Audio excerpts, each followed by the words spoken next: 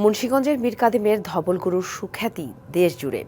বিশেষ করে কোরবানির ঈদে বংশ পরম্পরায় পুরান ঢাকার ক্রেতাদের পছন্দের শীর্ষে থাকে। লালন পালনে ওষুধের পরিবর্তে ভেজালমুক্ত দানাদার খাবার ব্যবহার করায় এই গরুর রয়েছে আলাদা কদর। তবে লালন পালনের খরচ বেড়ে যাওয়া সহ নানা কারণে হারাতে বসেছে ২০০ বছরের ঐতিহ্য।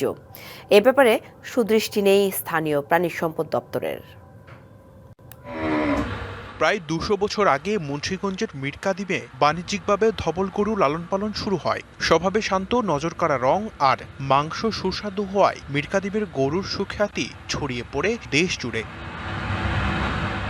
ধবল গরু লালন পালনে নেওয়া হয় বিশেষ যত্ন। খাবার হিসেবে দেয়া হয় ভেজালমুক্ত খৈল, বুট, খেসারি, গম, মসুর ডালের ভুসি ও মিষ্টি গুড়।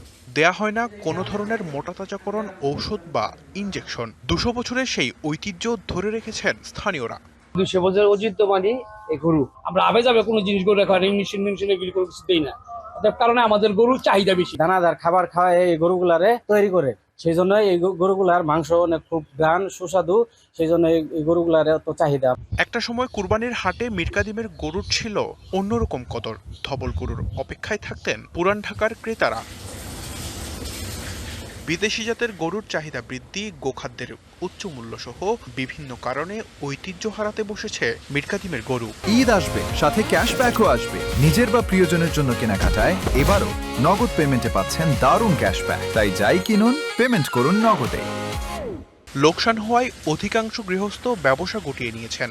ধবল গরু ২০০ বছরের ঐতিহ্য, যার কারণে আমার পূর্বপুরুষ এই গরুগুলা লালন পালন করে আছে। আমরা এই গরুগুলা লালন পালন করে আছি। সন্তান যেরকম লালন পালন করে ওরকম ভাবে আমরা পালন করি। ২৫ বছর আগেও মীর কাদিমের ঘরে ঘরে লালন পালন করা হতো ধবল গরু। এবার ঈদের জন্য প্রস্তুত করা হয়েছে মাত্র ২০০টি। ঐতিহ্য রক্ষায় দৃশ্যমান উদ্যোগ নেই জেলা প্রাণী সম্পদ অধিদপ্তরের।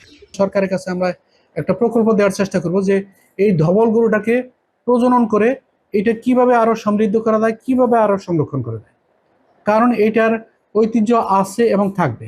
যথাযথ সহায়তা ও সংরক্ষণের উদ্যোগের মাধ্যমে ধবল গরুর ঐতিহ্য বাঁচিয়ে রাখা হবে, এমনটি প্রত্যাশা স্থানীয়দের।